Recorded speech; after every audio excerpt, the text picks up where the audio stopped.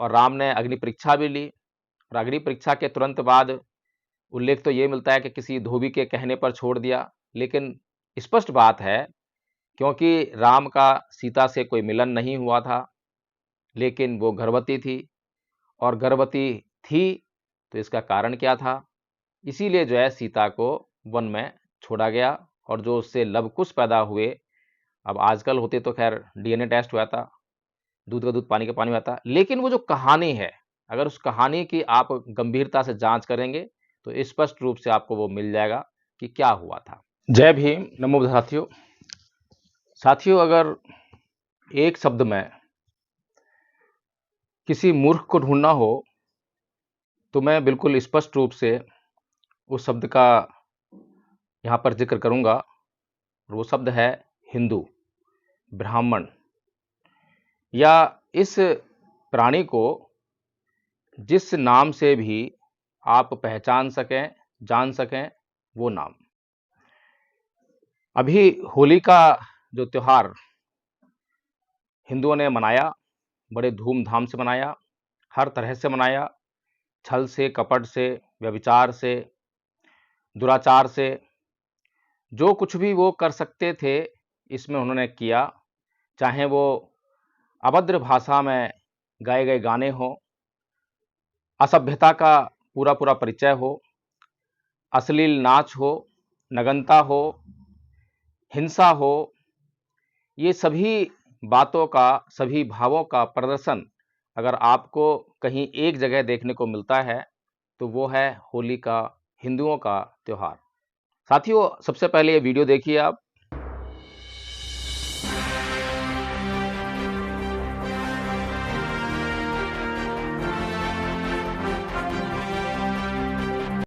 साथियों, इस वीडियो में ये जो महिला के साथ में ये जो लोग अभद्रता का व्यवहार कर रहे हैं, ये लोग कौन हैं? यह महिला इन लोगों की कौन लगती है? क्या यह महिला इन लोगों की बहन है? क्या ये महिला इन लोगों की माँ है? क्या ये महिला इन लोगों की बेटी है?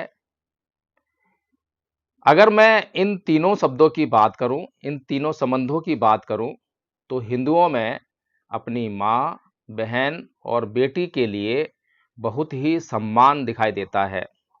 अगर कोई इनका अपमान कर दे तो उसको मार डालने तक उनके भीतर आक्रोश रहता है। ऐसा हमने अक्सर देखा है। लेकिन समझने वाली बात यह है कि ये हिंदू लोग, ब्राह्मणवादी लोग, मनुवादी लोग दोहरा मापदंड क्यों अपनाते हैं? ये बहुत ही महत्वपूर्ण बात है, क्योंकि अपनी बहन, माँ और बेटी की रक्षा तो ये बहुत अच्छी तरह करना चाहते हैं, दूसरों से करवाना चाहते हैं, लेकिन दूसरों की माँ, बहन और बेटी के प्रति इनके क्या विचार हैं? इस वीडियो से आपने साफ-साफ देख लिया कि ये जो महिला है, ये किसी की बेटी होगी, ये किसी की माँ होगी, ये किसी की बहन होगी, और ये महिला मुसलमान नहीं है, ईसाई नहीं है, कोई अन्य संप्रदाय की नहीं है। ये महिला होली खेल रही है तो यानी कि हिंदू है, और जो लोग इस साथ में होली खेल रहे हैं वो भी हिंदू हैं। यानी कि ये जो हरकत ये लोग कर रहे हैं, क्या इसको हिंदू धर्म का एक हिस्सा मान लिया जाए कि ये हिंदू धर्म का एक अभिन्न हिस्सा है? मुझे तो ऐसा ही लगता है कि इसे हिंदू धर्म का एक अभिन्न हिस्सा मान लेना चाहिए। इसका कारण जो है हिंदू शास्त्रों, हिंदू धर्म ग्रंथों में ही देखने को मिलता है, और मैं ये स्टेटमेंट अपने पूरे होशो हवास में कह रहा हूं, कर रहा हूं। जिसको कोई कार्रवाई करनी हो तो वो मुक्त है। साथियों, मत्स्य पुराण में अध्याय 3 में ये उल्लेख मिलता है कि ब्रह्मा ने सृष्टि की रचना के दौरान अपने शरीर के आधे भाग से सरस्वती को उत्पन्न किया। अब सरस्वती को उत्पन्न किया यानी कि अगर एक जीव से कोई दूसरा जीव उत्पन्न होता है तो वो जीव जो उत्पन्न हुआ है वो उसका क्या लगेगा, उसका क्या उससे रिश्ता होगा, ये आप लोगों को अच्छी तरह पता होना चाहिए। आपने भी संतानें उत्पन्न की हैं, बच्चे उत्पन्न किए हैं, तो वो जो संतान है वो आपकी क्या लगेगी। शुरू में ब्रह्मा ने जो है इसे अपनी पुत्री माना, लेकिन उसकी सुंदरता से मोहित होकर ब्रह्मा ने उनसे विवाह किया और विवाह करने के बाद कमल का फूल उसमें 100 सालों तक सरस्वती के साथ में रमण किया। इस रमण से मनु का जन्म हुआ और इस पुराण में स्पष्ट रूप से सरस्वती को ब्रह्मा की पुत्री कहा गया है, लेकिन इस विवाह को आवश्यक भी बताया गया है। अभी हिंदू की मजबूरी है, क्या करें।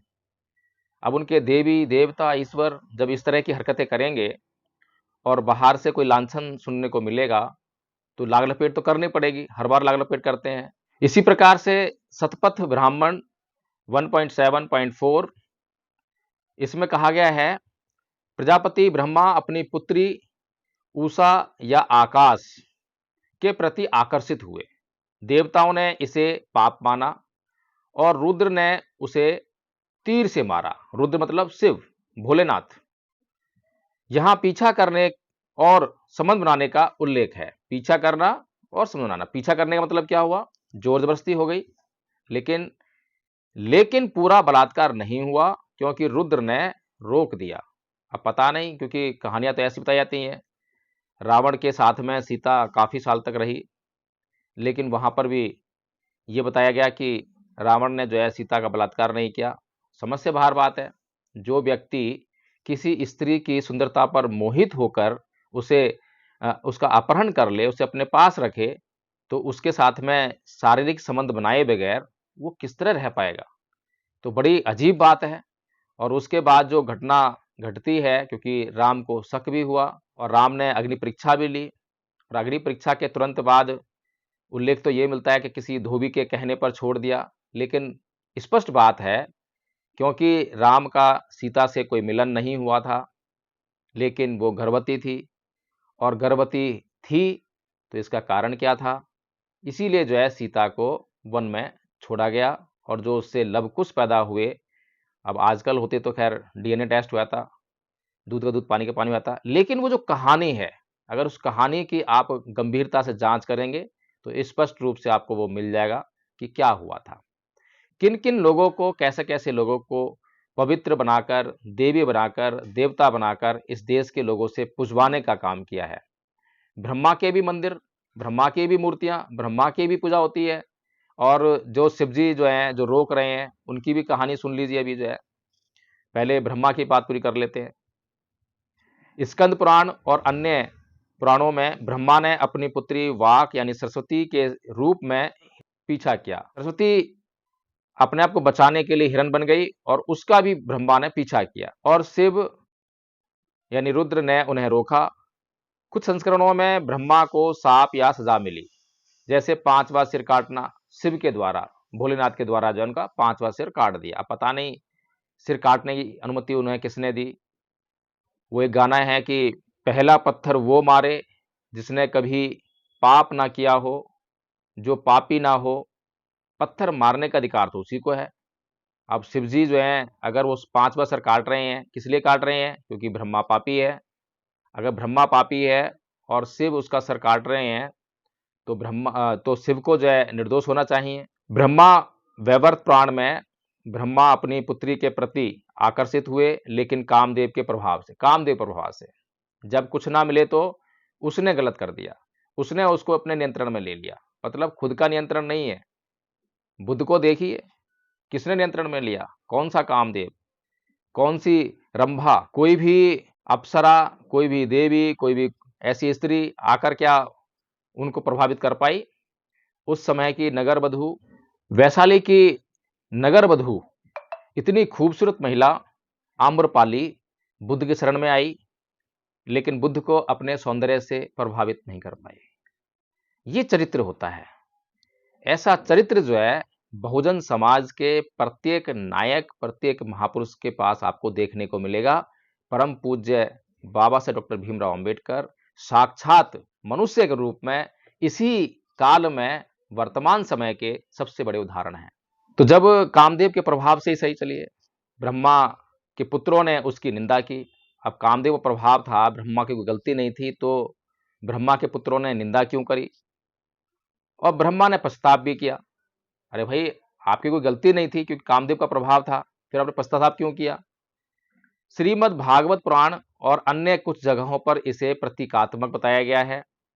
ब्रह्मा मन यानी सृष्टिकर्ता बताए गए हैं, और सरस्वती विद्या वाणी का मिलन सृष्टि का आधार। लाग लपेट करने की पुरानी आदत है, कोई नई बात नहीं है, लेकिन पुष्टि करना जो है हिंदुओं के लिए बड़ा मुश्किल है, क्योंकि तमाम धर्म ग्रंथों का अध्ययन किया गया है, उनके ऊपर बहुत बड़ा साहित्य लिखा गया है, और वो साहित्य जो है अनचैलेंज्ड है, उसे कोई चुनौती नहीं दी गई है किसी भी न्यायालय में, किसी भी न्यायालय ने उसको बैन नहीं किया है, और वो आज भी बिक रहा है, छप रहा है। अब प्रश्न ये उठ रहा है कि क्या ये बलात्कार था? बताइए, अभी कोई बात रह गई क्या? बलात्कार किसे कहते हैं? कोई स्त्री भाग रही है, दौड़ रही है, उसका पीछा हो रहा है, वो हिरनी का रूप बदल लेती है, तो इसे बलात्कार नहीं कहेंगे। अधिकांश पुराणों में बलात्कार का स्पष्ट शब्द नहीं है, यह आकर्षण, पीछा करना और विवाह संबंध है। अच्छा, सबसे बड़ी समस्या क्या है, सबसे बड़ी बात क्या है कि हिंदुओं का ये कैरेक्टर था, और ये कैरेक्टर जो है उन्हें स्वीकार्य था, इसमें कोई उनको आपत्ति नहीं थी। और ऐसे ऐसे उदाहरण मिल जाएंगे कि राजाओं तक ने जो है अपनी पत्नियों को ब्राह्मणों के पास शुद्धिकरण के लिए भेजा। ऐसे ऐसी घटनाएं जो हैं धर्म ग्रंथों में और इतिहास में भरी पड़ी हैं, तो ये कोई बड़ी बात नहीं है। इसीलिए इन लोगों ने जो है जब लिखा, बहुत पुराना समय हो गया, आज के समय की पता नहीं थी कि आज के समय में आते आते चरित्र को इतना महान बनना पड़ेगा, चरित्रवान बनने के लिए ये सब महानताएं दिखानी पड़ेंगी, नहीं तो ये लोग जो हैं कभी भी इन कथा कहानियों को इसमें लिखते नहीं। अब लिख दी गई, छप गई हैं, लोग पढ़ रहे हैं, लोगों का ध्यान आकर्षित हो रहा है, तो उस पर लाग लपेट भी करनी पड़ रही है। इसीलिए जो है ये सब जो है बातें बता रहे हैं कि स्पष्ट कथन नहीं है। ठीक है जी, कोई बात नहीं, स्पष्ट कथन नहीं है। सरस्वती ने बचने की कोशिश की, 4 दिशाओं में भागना, हिरण बनना, लेकिन अंत में विवाह हुआ। स्पष्ट कथन नहीं है, लेकिन आप समझ सकते हैं। कई व्याख्याओं में इसे पाप माना गया है, जिसके कारण ब्रह्मा की पूजा कम होती है। विष्णु शिव की तरह नहीं। शिव ने ब्रह्मा का 5वां सिर काट दिया, ब्रह्मा को शाप मिला कि उनकी पूजा नहीं होगी। इनके घर की एजेंसी है, जिस मर्जी को कह दें कि पूजा होगी तो उसकी पूजा होना शुरू हो जाएगी। परिवारवाद यहाँ भी खूब चलता है। शिव की पूजा होती है, शिव की पत्नी, उसकी पूजा होती है पार्वती की, गणेश की पूजा होती है। ये तो पूरा खानदान का खानदानी ईश्वर बन गया, देवी देवता बन गया। तो परिवारवाद की सबसे बड़ी कहानी तो यही मिलती है देखने को। लेकिन हम जो है दूसरों पर आरोप लगाने का आदी हैं, अपने गले मान में झांकने के लिए तैयार नहीं है। अब जो शिव हैं, जिन्होंने ब्रह्मा को दंडित किया और उनका 5वां सिर काट लिया, अब उन्होंने क्या करा? कुछ पुराणों में शिव मोहिनी यानी विष्णु का स्त्री रूप के प्रति आकर्षित होकर संबंध बनाते हैं। साफ साफ बात है, संबंध बना रहे हैं।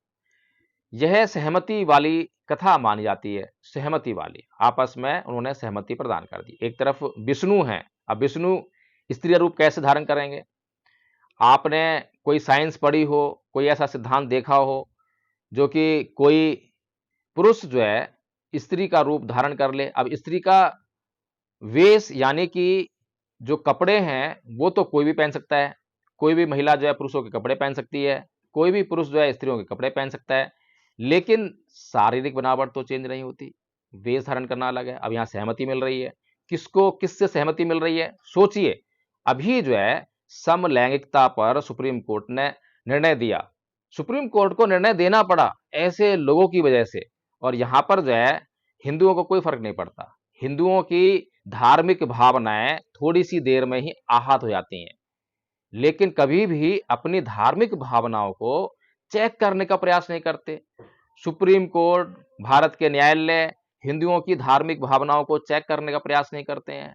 बहुजन समाज के लोग अगर इनकी आंखें खोलने के लिए कोई वीडियो बना दें तो तुरंत एफआईआर दर्ज करने लगते हैं, क्योंकि इनके हाथ में सत्ता है, पुलिस प्रशासन इनके हाथ में है। वहां एसएसओ साहब बैठे हैं, उन्हें क्या मतलब है कानून क्या है, धार्मिक मर्यादा क्या है? उन्हें तो बस, क्योंकि वो भी हिंदू हैं, मेरे समाज की धार्मिक भावनाएं आहत कर दी हैं, इस आदमी ने उठा लिया।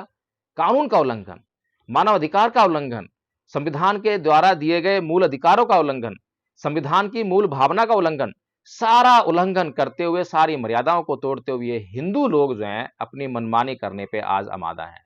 इन्हें कोई रोकने वाला नहीं है। कारण है बहुजन समाज का एक बहुत बड़ा हिस्सा SC, ST और OBC, ये बहुजन समाज का हिस्सा, यही इन लोगों को ताकत दे रहा है। तो इसीलिए साथियों, हमें सोचना चाहिए, समझना चाहिए और हमें जो है, जो सही है उसको स्वीकार करना चाहिए, जो गलत है उसका विरोध करना चाहिए, बिना इस बात को देखे कि मैं किस जाति से संबंध रखता हूं, मैं किस धर्म से संबंध रखता हूं, मेरा समुदाय क्या है। हमें हमेशा वो बात कहनी चाहिए, वो बात करनी चाहिए जो सत्य हो। तो अगर यह वीडियो आपको पसंद आया हो तो इसको लाइक कीजिए, इसको शेयर कीजिए और इसमें कमेंट करके बताइए कि क्या जो बातें मैंने कही हैं, क्या उनसे हिंदुओं की धार्मिक भावनाएं आहत होती हैं? क्या हिंदुओं को अपने गलेमान में झांक कर नहीं देखना चाहिए? क्या हिंदुओं को सच को स्वीकार नहीं करना चाहिए? जय भीम, नमो साथियों।